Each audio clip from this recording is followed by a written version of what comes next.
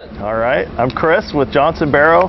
I've met quite a few of you before, but if you don't know me, I am the service manager for Johnson Barrow, and we are the rep, the sales folks for AAON. So not only do we sell the new equipment, but if and when you need parts, we're the route for you to get whatever parts and support you need for this product. So here at the school, you've got a little bit of a variety of the different AAON units, but they're all basically doing the same thing. They're VAV. They have a mix of fixed stage compressors and variable capacity compressors. You have hot water heating, and pretty straightforward after that. So today what we're going to cover, most of what we'll cover today is going to be how to keep the coils clean, change your filters, basic maintenance of, tightening up all the electrical connections, and then some of the different things to look for, especially if you're troubleshooting, like just a couple of quick first line of defense kind of troubleshooting items. So just to get started on this equipment, you got the DX on one end, you've got all the controls on that end, you've got your main disconnect there on the bottom right corner, and that's where you're going to put your lockout when you come up here to take it down. Just keep in mind though that inside there's likely a transformer on most of these units, and I'm going to assume that they all are this way, and you should as well, that they have a step-down transformer and a convenience outlet and some lights inside. That'll still be hot even though the disconnect is off. So you need to make sure you know what you're touching, you're working on. You got to make sure you're following your own safety plans. And one of the key things that should be part of your safety plan is before you start touching a wire or tightening up a lug, you need to make sure it's dead first. So even though you may have that disconnect off, just assume everything's hot still as you're working your way through the machine, tightening up connections. Now, you've heard me say tightening up electrical connections like 3 times in the first 2 minutes of my little speech here. And that's because that is one of the key things. That's probably one of the biggest nuisance failures on HVAC equipment across the board. Not just AAON, but we rep like over 30 different manufacturers of HVAC equipment. And that's true no matter what brand it is. Electrical connections and loose wire lugs are one of the biggest nuisance issues that we deal with. So that needs to be done on a regular basis. And how often? I typically say, especially in the first year, you should be doing it every quarter, because that's when you're going to first start to see, the machine's going to see the biggest fluctuations, and eventually you'll get them tight, and you may not need to do that every single quarter after that. But in the first year, you go from, it was built in Oklahoma, who knows what temperatures, then it comes here on a truck through who knows what climates, and now you've got a bunch of ranges of temperature, and then we bring it in, we start it up. Before we start it, we tighten up all the lugs, but then it runs. And you're going to see it run through all 4 seasons in that first year. And that's when we primarily see issues with loose wire connections. So it's pretty important to do that. The other main maintenance item besides filters, that's an obvious one, right, is keeping our cooling coils clean. So you're going to notice these have hail guards on them. And right away, I know what's going on through your mind is, man, that's a straight hassle. Every time I come up here to clean the coils, I got to pull all those guards off. And you're not wrong, but these days we're starting to use a different type of condenser coil. We're using the microchannel coils. It's an all aluminum coil. It has a lot less mass to it, but a lot more surface area in the tubes that run through the coil. So they're really efficient, but they're also more delicate because you don't have all that fin out front to take the hit if you get a bunch of hail or somebody walking by and bumping into the coil. So that's why the coil guards are actually important, to make sure you keep those in place. The next question is always, what do we use to clean the coils? So our recommendation is start with water. You guys aren't parked next to like a Panda Express on the same roof. So you're not going to get a bunch of oil and dirt on these coils. It's mostly just going to be dust and maybe some cottonwood from the area around. So water typically is going to do the job. If you don't feel like that's doing the job and you feel like, man, I really am I'm going to put some chemical on these because I want to get them bright and shiny, Aeon's allowance for that is a 4-to-1 ratio of simple green. And the simple green should be okay with your roof manufacturer, but you'll want to double check that. But that's the other issue about putting chemicals on a coil, is because when you rinse it off, it goes to the roof, right? And you don't want to void your roof warranty. So 4-to-1 ratio of simple green typically is pretty mild, gets the job done, and don't let it dry on the coil. Once you foam it up, don't let it dry. It's gonna further damage your coils. Get it rinsed off and make sure you rinse it good. Copper, back in the day when we used copper and aluminum for your coils, it was a lot more resilient. It took a lot to damage the copper tube itself with chemicals. You might get some oxidation on the fins, but so what, who cares? But now your whole tube sheet is made out of aluminum. So you got to be a lot more careful with these coils than you have maybe in the past. So why don't we step over your filter maintenance. On this machine, it's going to be a little bit different on every single machine. Some of them you'll be able to pull the filters from both sides. Maybe on others it'll just be one side. That's your filter bank. It's going to be a 2-stage bank, and it's going to be accessed from the other door, just like this on the other side. You're going to have a 2-inch filter and a 4-inch filter. The better care you take of the 2-inch filter, the longer your 4-inch filter lasts. So if you start getting cheap and putting, you know, really inexpensive 2-inch filters in front of the 4s, well, your 4-inch filter is just going to load up that much faster.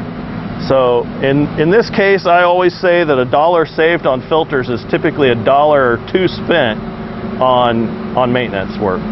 So don't skimp on the filters.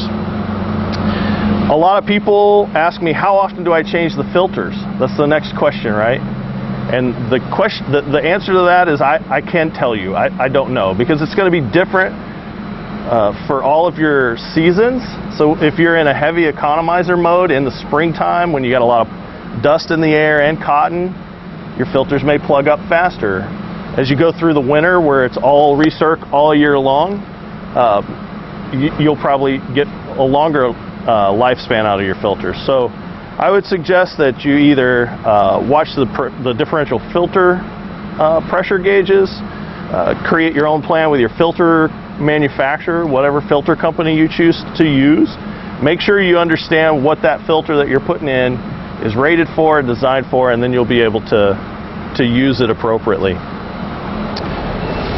One last thing I wanted to show you guys is the filter section over here.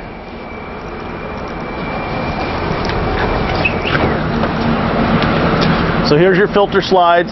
So you've got your 2-inch filter on the front, your 4-inch filter on the back with pulls. They're sheet metal racks and they're not perfect. So sometimes you might have to climb inside and help the filters out, just like every other air handler you've ever worked on. What's the reason behind the double thickness? Pre-filter, post-filter. So the 4-inch filter is going to be like a MERV 11 or MERV 13, and that's to meet the specs of the school. But if you do one of those filters by itself, they cost about 4 or 5 times what the 2-inch filter costs. And so if you just ran the 4-inch by itself, it'd be loading up even faster than your 2-inch filter will. Like it would be ridiculous. Like every 2-3 months you'd have plugged up filters. That's cost savings. So being able to change out the 2-inch filters 3-4 times a year, and then maybe once a year changing out the 4-inch filter, that's the idea behind it. Hey, Chris, you had said that I can't tell you how often to change them out, but sure. Would you recommend they poke their head in there once a month, once a quarter? I mean, initially, once you get the building turned over to you, I would definitely say keep your eye on it. Check it month or 6 weeks in and just kind of see where you're at. And you're going to have to kind of build a gauge on how these load up. So whoever is maintaining this out of you guys, just kind of put that on your calendar every 4 to 6 weeks. There's a vendor. Okay. There's a contract there. Oh, perfect. basic layout of this equipment, folks. You've got your outside air hood here on the left, bringing in outside air on the top. You see the divider here in this section. This divider divides the return air section from the outside air, and then it mixes here in this cabinet next to the filters. So this would be the mixed air plenum. It goes through the filters and it goes into the fan intake. So, excuse me here, boss. Where are the 4 extras at? Those are the 4 extras right there. You have a 2-inch and then a 4 right behind it. So you gotta take the 2s out and take the 4s. I'll take you over there and show you.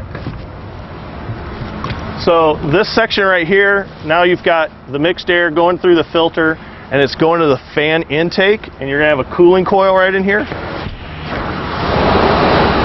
So if you look inside, you've got your electronic expansion valve. So on the larger equipment, we have to use an electronic powered expansion valve. And then we've got pressure sensors as well. And the controls are looking at superheat and adjusting those expansion valves according to superheat. Just like the old school TXV would, we're just doing it with a digital response, mostly because of the size. They just stop. You can't get TXVs big enough once you get to this size of a refrigerant circuit. I can't remember. I want to say this is 130 tons. Are you floating the head and the suction? Sorry, hold on. I can't hear.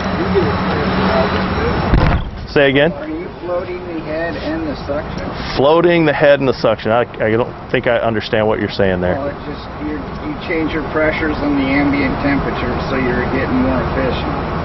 Sometimes they float the head only, sometimes they float that head up. So in this application, because we are not using hot gas reheat for any reason, your head pressure is going to stay around 325, and you have a modulating head pressure control to modulate the condenser fans. And then you have a fixed superheat that it's trying to maintain at the coils here. So they're not, they don't float, no. It should be a fairly straightforward, because you're only using this at 55 degrees and above, right? And this is 410 also? Correct. So the other thing you're going to notice is you've got some freeze stats in here. You've got a reset button on your freeze stat right up here, so that if for some reason the air gets too cold, we've got too much outside air, or the outside air damper gets stuck open, we don't want to freeze the hot water coil, so we've got those freeze stats right up top there, laced across the inlet of the fans.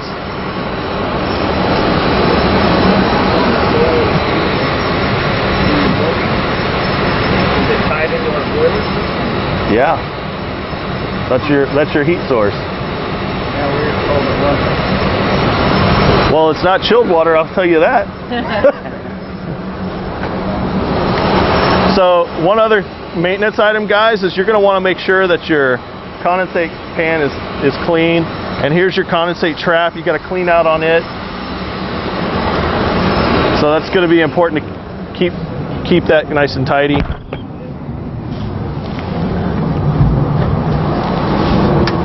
This is just a piping vestibule for your heating water.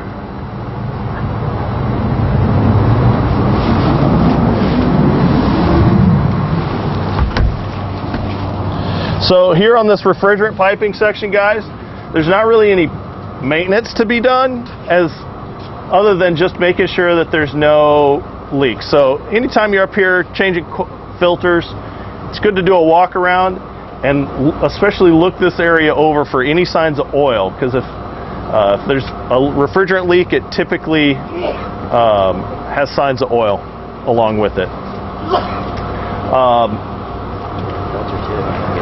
Suction filter around here, which is a big deal. Right. We gotta keep an eye on that pressure drop.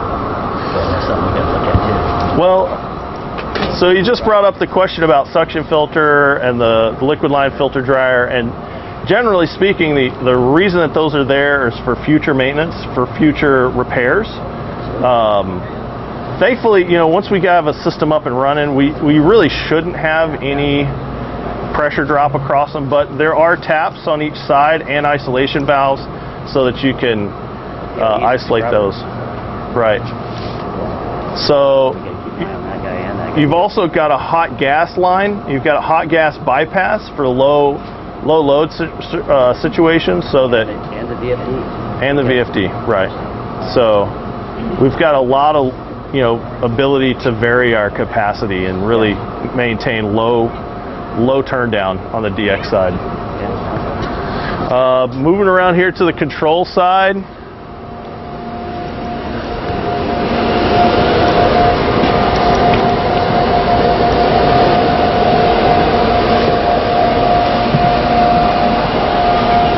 So on the control side, this unit came from AAON as a fairly dumb unit in that it doesn't have a lot of brains. And the brains that it does have up there are just managing compressor operation and making sure that the condenser fans run the way that they should, and the EEVs, or electronic expansion valves, are moving the way that they should. So we do have a Wattmaster controller up there, but it is just for the purpose of managing cooling. All of the other functions of the equipment are coming from your control system. So fan speed, whether the fan is running, position of your economizer, all of those things are happening from your BMS, your building controls. And the only thing that AAON is controlling is, once it's told go into cooling mode, it looks at a supply air temp sensor and it ramps compressors up until it meets that supply air temperature. That's all it's doing. How would you change this dryer core if you were me? That's a great question for your piping installer.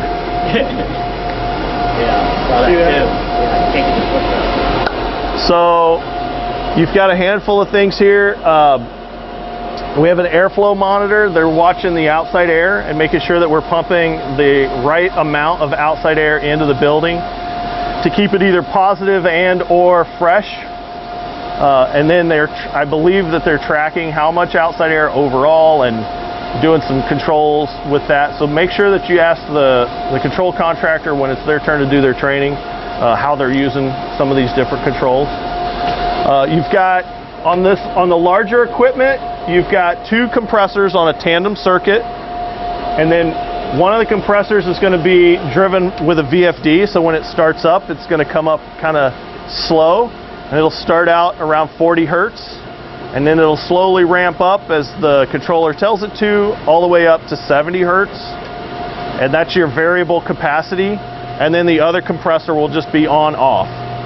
So AAON's really good. They've got a really good sequence nailed down of how to keep those compressors controlled just right. And AAON just slaps an AAON sticker on the front of it. So if you've worked much around airflow monitor stations before, Paragon is a very common brand, and AAON's partnered with them just like they have Yaskawa. Up top there, you've got that controller from Wattmaster, which the Orion Wattmaster controls now are AAON controls because AAON acquired them. They're pretty straightforward. If you have them somewhere else in the district and you've got one of the handheld tools for the Wattmaster, it works right here with this one. But remember that the only thing it's doing is compressor control. It's deciding when and how much compressor to stage up and down. Compressors, you've got sight glasses for oil, and you'll notice that they're connected together, the oil bath. It's really important, guys, when you're climbing up to try to get into the unit, don't step on those. That's not a step. We've got isolation valves for your compressor circuits so that the compressors can be isolated, and hopefully 15-20 years down the line, if you ever had to change a compressor, that's built in. Make sure too, when you're working up here, guys, for your own safety's sake, use these bars. They're kind of a hassle at first, but then when you notice that the door's not hitting you in the back every couple of minutes from the wind, they come in real handy, and they will go at different angles. You'll notice that there's different slots here to be able to use them. I picked the wrong one, but It doesn't have to be right at a right angle. If you're up here with a step ladder, you can get the door out of your way a little bit more. So that's pretty straightforward.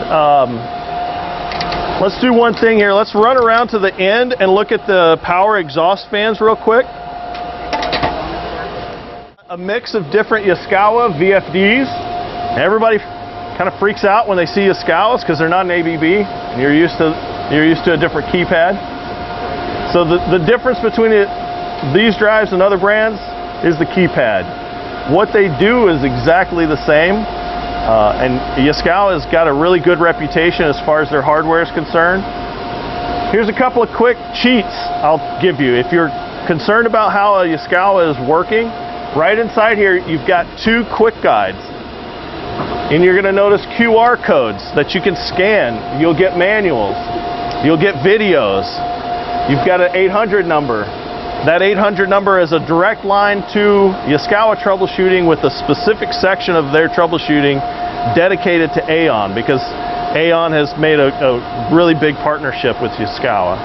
So we were just commenting the other day, it's the best tech support that we deal with, and we deal with a bunch of different tech supports. So if you feel like you're kind of chasing your tail on one of these drives, just give it a break. Call the number, get some help, and they'll shed some light on it pretty quick and easy. They do have some basic parameters, basic cheats for going through and managing the user interface, the little keypads. But just know that the main thing that you need is that 800 number, and they do a really good job. They've got a list of some of the most common faults and the reasons for those faults. The most common one that we get a call about is when the drive says BB, as in Bravo Bravo. It kind of looks like maybe a 6.6.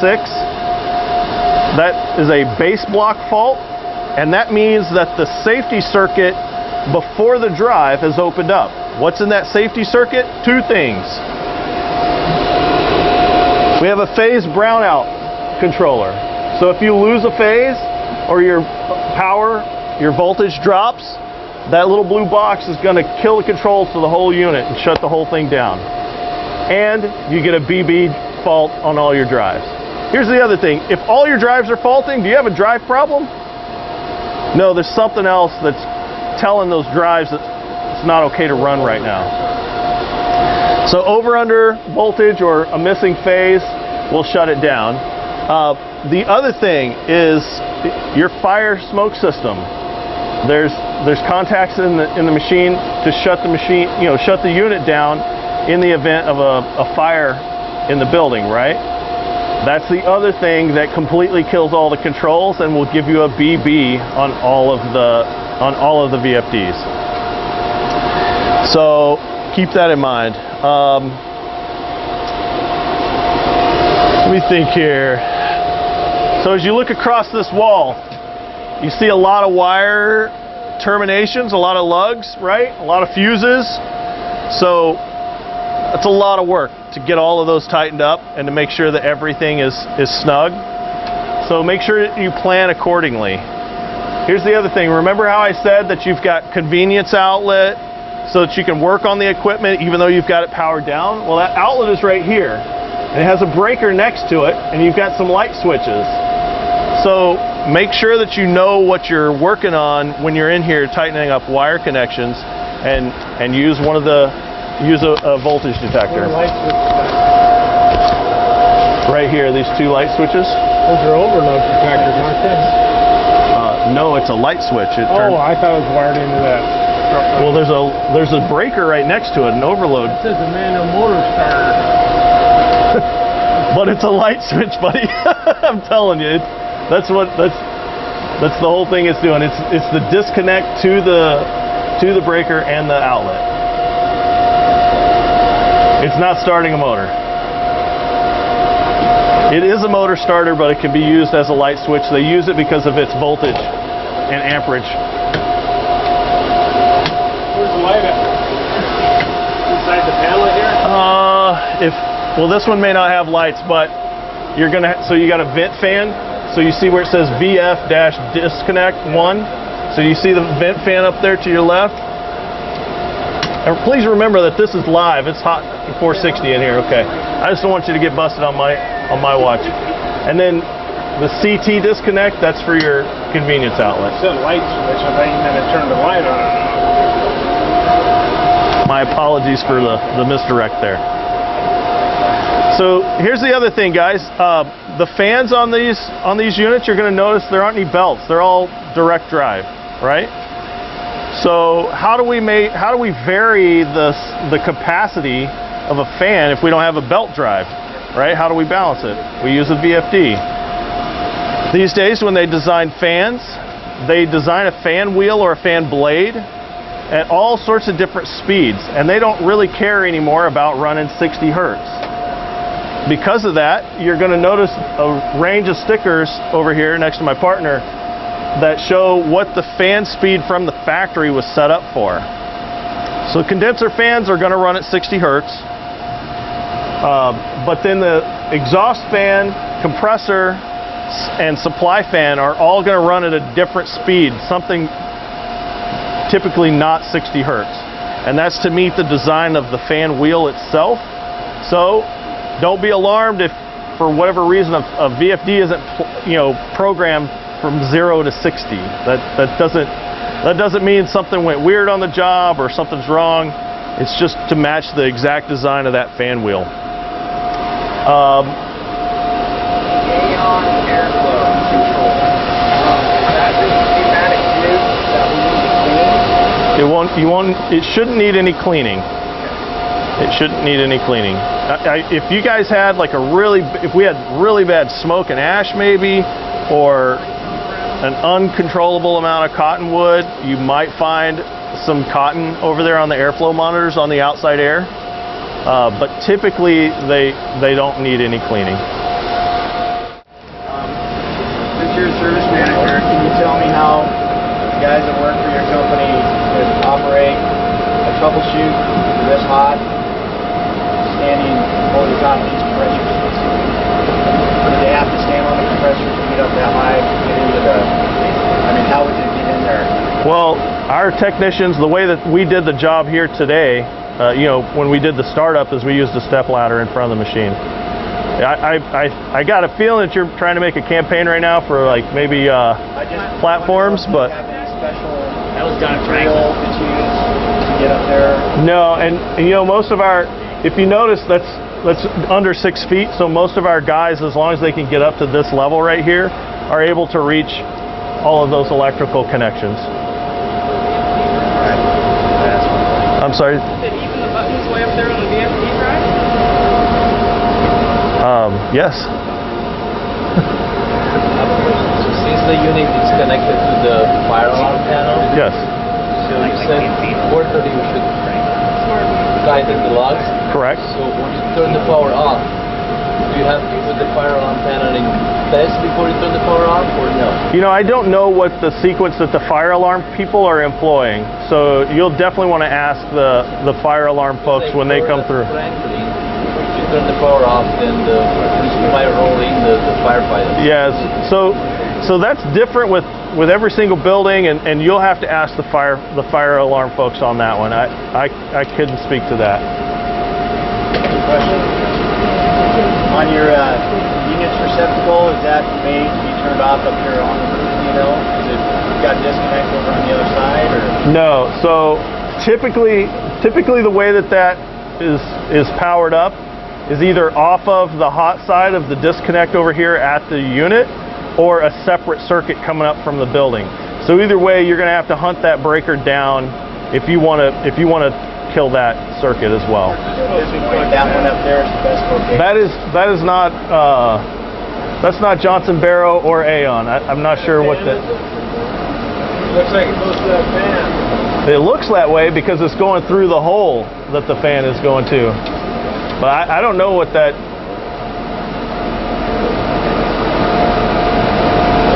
It's likely. I got a question about the drives. We need to replace one. Is there somewhere we can get the parameters for these? Yes. So in our startup documentation that will be in the IOM package that we give your mechanical installer. We print out all of the parameters on the drives when we do the startup, and that'll be captured in our turnover document. Okay. Got another question? Yeah. So your controls come from a central processor or somewhere else other than here, and this just manages the load on the unit, right? All the controls that are here. But you have a main brain that talks to how to turn up and turn down the temperature somewhere else, is that right? So you have a BMS system, right, which is coming from Mac Miller, and they're using, I believe, a Honeywell product.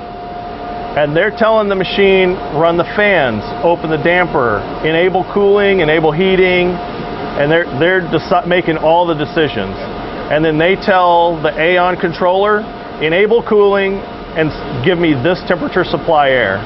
And then the Wattmaster Aeon controller modulates the compressor up and down to achieve a supply air temperature.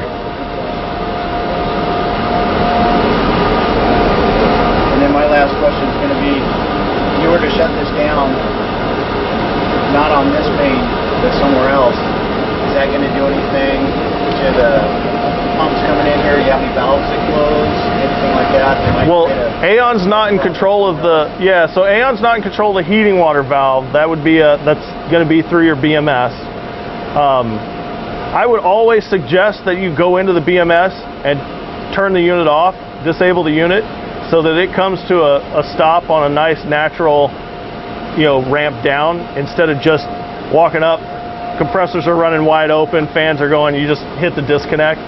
It's a little nicer to the unit to go ahead and disable it, tell the controls to ramp the speeds down, and let it do it more in a controlled method, if you will. That would be the best disabling function of the BCS. Correct. And then once that's done, yeah, definitely hit the disconnect, hit the main breaker. It's probably going to be switch gear, probably not a breaker. This is a pretty big unit. I think it's a couple hundred amps for disconnect, so it would be wise to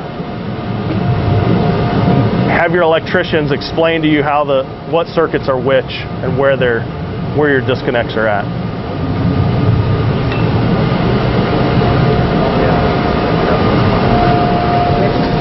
All right.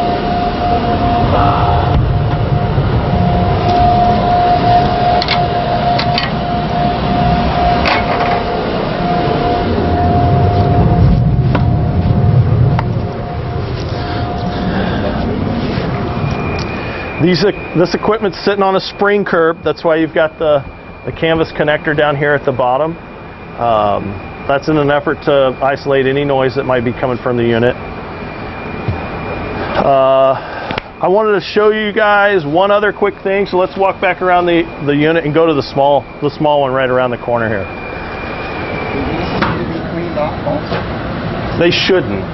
If it gets really funky out here, I mean... Well, that's a Portland school history. So you may, and the way I would suggest it is probably some light compressed air.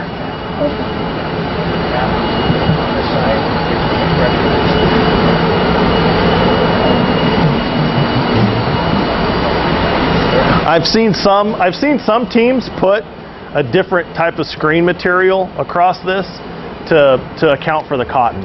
If you guys are having cottonwood issues, then most of the time your filter manufacturer or your filter supplier would be happy to sell you a screen to go across your outside air intake. You said you guys didn't put this one in? I have no idea. It's interesting because it goes inside the unit and I think it fits something in there.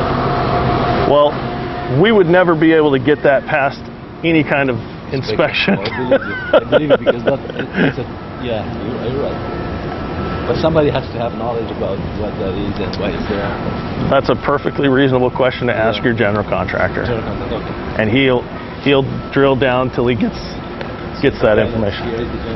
Correct.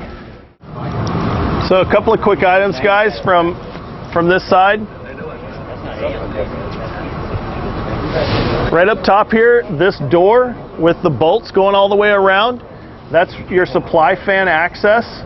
And that's where you're gonna pull those bolts, open that door to inspect your supply fan. There's no belts, but some of these motors do come with Zerk fittings. It's different based on the frame size and the speed. So it's a good idea to come up here with your polyurea-based grease gun in case you need to give it some lube on the motors. And then the main thing you're wanting to check when you get into that supply fan assembly is just that all the nuts and bolts are tight. That's one of those things it's got constant vibration, and it's a good idea to make sure that everything's nice and tight, because if one of those fan wheels comes apart, it typically grabs the cone and it starts, pieces are flying everywhere, and it's a mess. So keep that in mind. There's an access door on each side of the unit for each fan. There's 2 fans inside, and so that's your method for access to those. Liquid. Some wire. That's going to get.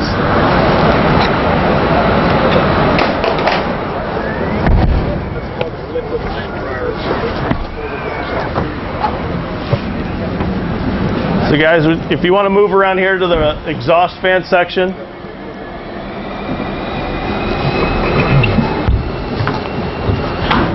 So looking inside here, you've got a propeller style exhaust fan, and you'll notice right away there's Zerk fittings on the motor. Again, these fans require polyurea grease, not the same old lithium that you're using on the big pillow block bearings. So you're going to need 2 different grease guns for that. Again, there's not a lot of maintenance. There's no belts on this unit, but on some of the smaller equipment that has power exhaust, that is where you would find a belt drive in an Aeon unit. Yes. Primarily, that's what Aeon uses, as a belt door. So there's 2 fans. They're VFD driven. You're going to want to make sure everything's tight on these, but definitely not until it's powered down. It also tells you the pitch of the props. That's not something that you're ever going to need to really check. But if you had to rebuild that prop, let's say something got snagged in it, damaged the props, now you order a new one from Aeon, it's not an automatic that you're going to get that prop from Aeon with a perfect 20-degree pitch, and you're going to want to double check it. So they were nice enough to leave a sticker there for us to tell us what that pitch is. So if you were to change that pitch, it would change the airflow characteristics of that fan blade, and so you'll want to make sure that it's set up correctly there. So one other thing, guys, when those power exhaust fans are running, it's going to push this open, and they're going to stand out. And honestly, I'm going to tell you that they're going to be kind of noisy, because it's a propeller, and they beat the air. They don't cut the air the same way that a forward curve or a backward incline or other fan wheels do it, but they're super efficient, which is how you end up with them. And based on the pressure requirements that are needed for that fan is how you end up with a propeller. So don't be surprised you walk up, especially if it's a 50-degree day with sunshine, where you're probably cooling with outside air. So you're pumping a bunch of outside air in, so you got to suck some out to keep the building at the right pressure. These will be standing open, and that's what they're supposed to be doing. On the flip side of that, it's a good idea to make sure they're not stuck, because through the whole summer they probably won't open up, and then the gasket material can kind of get sticky on them. So it's a good idea. You can usually tell just by opening up one of these doors, especially on the other end. You'll see it like kind of flip open a little bit, and that'll tell you that they're free. This is basically a miniature version of what we just looked at. This machine is only doing makeup air. It's only supplying fresh air into the building, so it's a lot less complicated. You've got your hot water, you've got airflow monitor just the same way. Nice and cute. If you look over here on this compartment, you've got access to your blower right through the top. You pull that door out, you've got your VFD for the fan.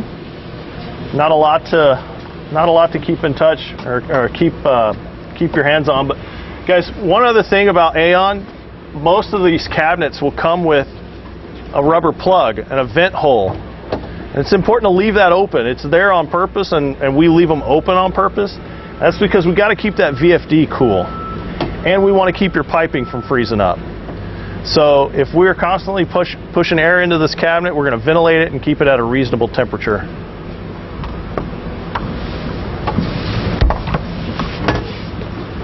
Lastly, you've got your air filter section, 2-inch filters, 4-inch filters again. And one other piece of information, guys, is you've got, on most of these units, you have a dirty filter switch, a clogged filter switch. Whether you're using that with your BMS to give you a little indicator, hey, my filters are plugged or not, I don't know. But we don't set those because we don't know what filter you're going to use. So I would suggest having your filter supplier give you a number. What's the differential pressure at which those filters are going to be plugged? And then have them set that switch to that differential pressure if you're going to use that on your graphics. If you're not, if you're just going to send a guy every 3 months, then don't worry about it. But we don't have all the pieces of information necessary to be able to set that switch. Does that make sense, guys? Okay, cool.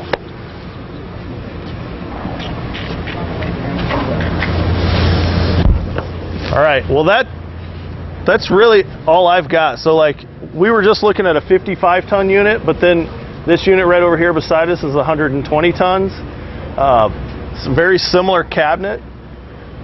The difference is going to be what size compressors and what size fans are inside. So every single one of these units is going to be just a little bit different. You just heard the condenser fans come on that unit. They must be running a little bit of DX cooling. Any other questions so far, guys? Same stuff you've seen on the other schools? Yes, no? Yeah, basically. Awesome. Okay. Cool.